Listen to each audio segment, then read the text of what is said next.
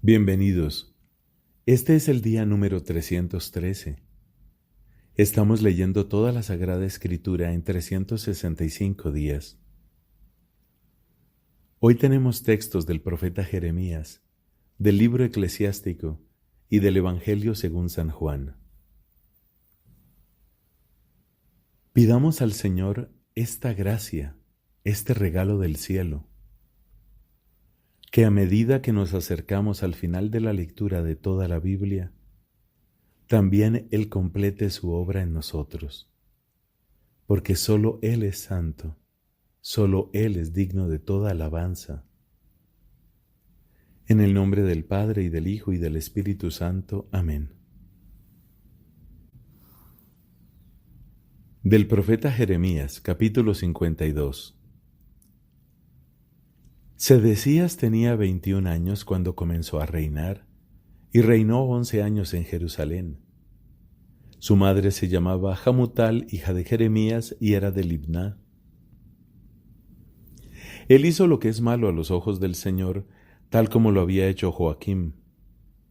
Esto sucedió en Jerusalén y en Judá, a causa de la ira del Señor, hasta que al fin Él los arrojó lejos de su presencia. Sedecías se rebeló contra el rey de Babilonia. El 9º año del reinado de Sedecías, el día 10 del 10º mes, Nabucodonosor, rey de Babilonia, llegó con todo su ejército contra Jerusalén.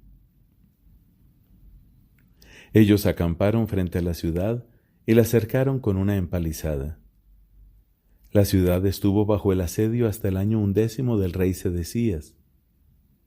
En el 4º mes, el día 9 del mes, mientras apretaba el hambre en la ciudad y no había más pan para la gente del país, se abrió una brecha en la ciudad. Entonces huyeron todos los hombres de guerra, saliendo de la ciudad durante la noche, por el camino de la puerta entre las dos murallas que está cerca del jardín del rey. Y mientras los caldeos rodeaban la ciudad, ellos tomaron el camino de la Arabá. Las tropas de los caldeos persiguieron al rey y alcanzaron a Sedecías en las estepas de Jericó, donde se desbandó todo su ejército dejándolo solo.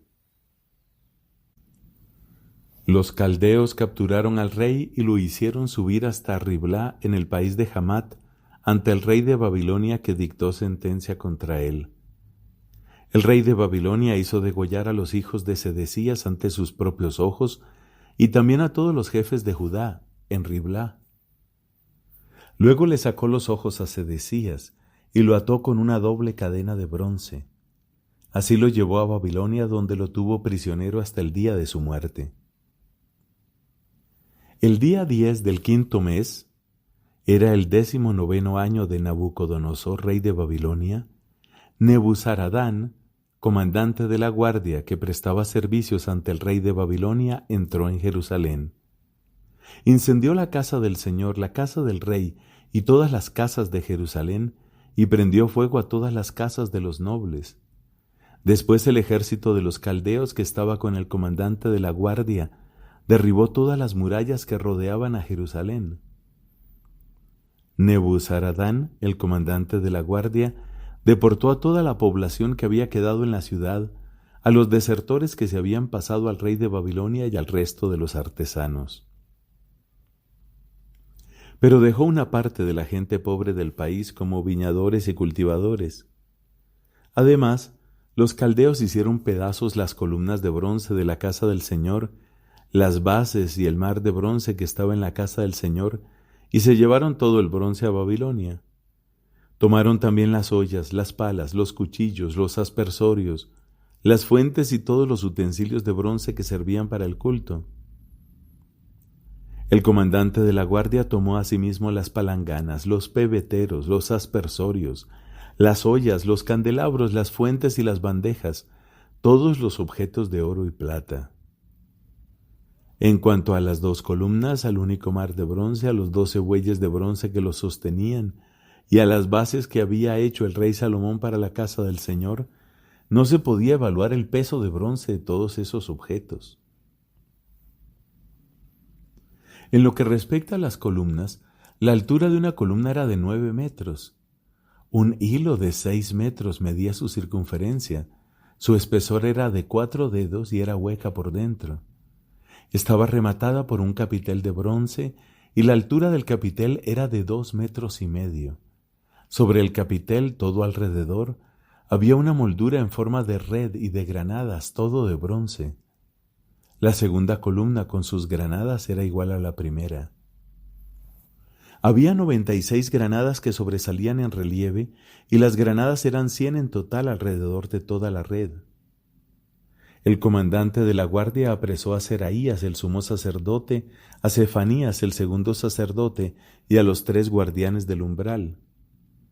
En la ciudad apresó también a un eunuco que estaba al frente de los hombres de guerra, a 7 hombres del servicio personal del rey que fueron sorprendidos en la ciudad, al secretario del jefe del ejército encargado de enrolar al pueblo del país, y a 60 hombres del pueblo que estaban en medio de la ciudad. Después de tomar los prisioneros, Nebuzaradán, comandante de la guardia, los llevó ante el rey de Babilonia a Ribla. El rey de Babilonia los mandó golpear y ejecutar en Ribla, en el país de Hamat. Así fue deportado Judá lejos de su tierra.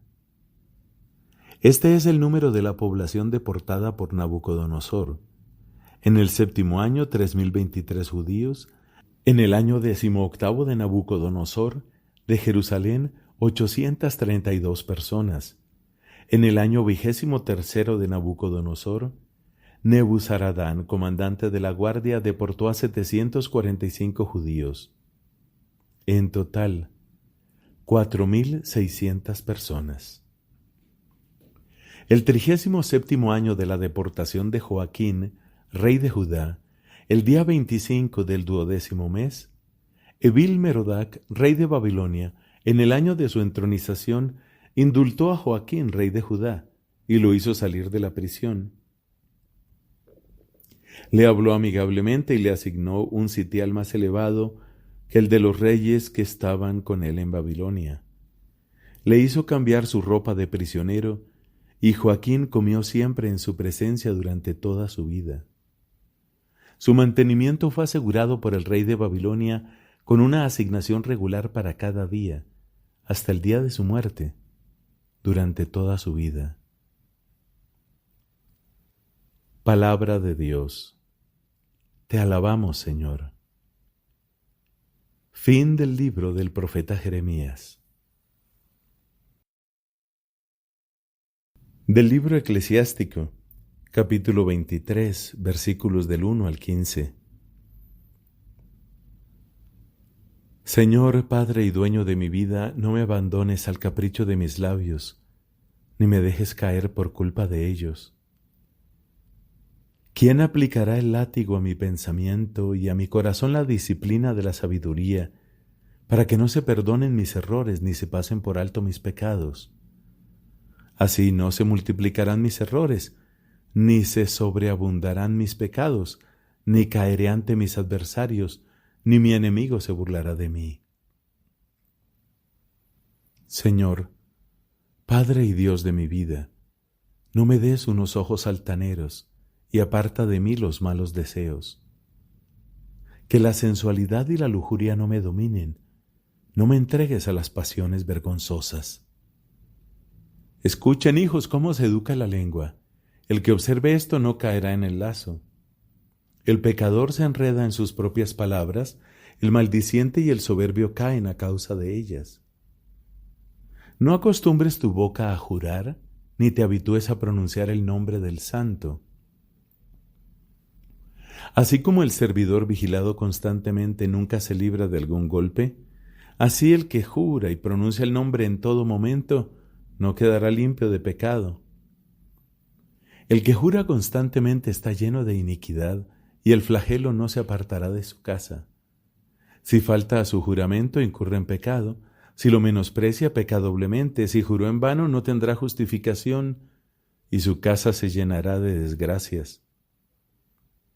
Hay un lenguaje comparable a la muerte, que no se lo encuentra en la herencia de Jacob.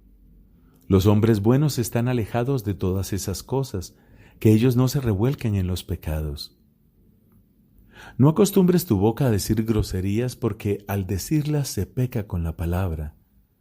Acuérdate de tu padre y de tu madre cuando te sientes en medio de los grandes, no sea que los olvides en presencia de ellos y te comportes como un necio, porque entonces preferirías no haber nacido y maldecirías el día de tu nacimiento.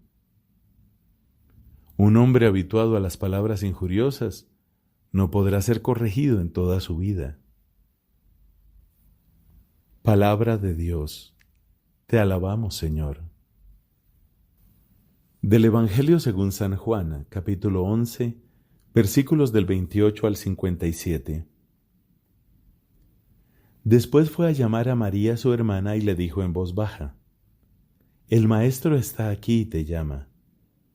Al oír esto, ella se levantó rápidamente y fue a su encuentro.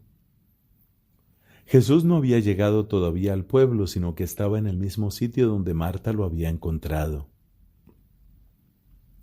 Los judíos que estaban en la casa consolando a María, al ver que ésta se levantaba de repente y salía, la siguieron, pensando que iba al sepulcro para llorar allí.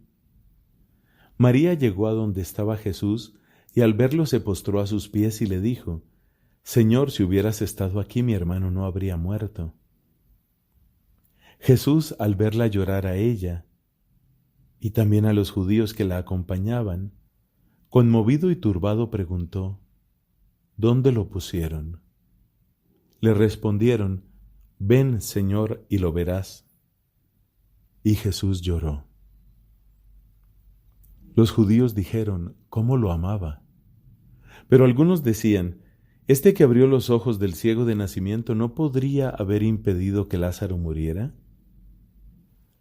Jesús, conmoviéndose nuevamente, llegó al sepulcro, que era una cueva con una piedra encima, y les dijo: «Quiten la piedra». Marta, la hermana del difunto, le respondió: «Señor, huele mal, ya hace 4 días que está muerto». Jesús le dijo: «¿No te he dicho que si crees verás la gloria de Dios?». Entonces quitaron la piedra y Jesús, levantando los ojos al cielo, dijo: «Padre, te doy gracias porque me oíste. Yo sé que siempre me oyes, pero lo he dicho por esta gente que me rodea para que crean que tú me has enviado».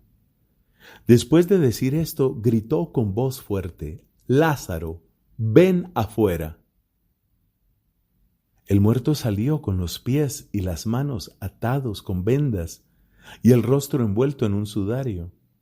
Jesús les dijo: «Desátenlo para que pueda caminar». Al ver lo que hizo Jesús, muchos de los judíos que habían ido a casa de María creyeron en él. Pero otros fueron a ver a los fariseos y les contaron lo que Jesús había hecho. Los sumos sacerdotes y los fariseos convocaron un consejo y dijeron: «¿Qué hacemos? Porque este hombre realiza muchos signos. Si lo dejamos seguir así, todos creerán en él, y los romanos vendrán y destruirán nuestro lugar santo y nuestra nación». Uno de ellos, llamado Caifás, que era sumo sacerdote ese año, les dijo: «Ustedes no comprenden nada. ¿No les parece preferible que un solo hombre muera por el pueblo y no que perezca la nación entera?». No dijo eso por sí mismo, sino que profetizó como sumo sacerdote que Jesús iba a morir por la nación, y no solamente por la nación, sino también para congregar en la unidad a los hijos de Dios que estaban dispersos. A partir de ese día, resolvieron que debían matar a Jesús. Por eso él no se mostraba más en público entre los judíos, sino que fue a una región próxima al desierto, a una ciudad llamada Efraín, y allí permaneció con sus discípulos. Como se acercaba la Pascua de los judíos, mucha gente de la región había subido a Jerusalén para purificarse. Buscaban a Jesús y se decían unos a otros en el templo: «¿Qué les parece? ¿Vendrá la fiesta o no?». Los sumos sacerdotes y los fariseos habían dado orden de que si alguno conocía el lugar donde él se encontraba, lo hiciera saber para detenerlo. Palabra del Señor. Gloria a ti, Señor Jesús.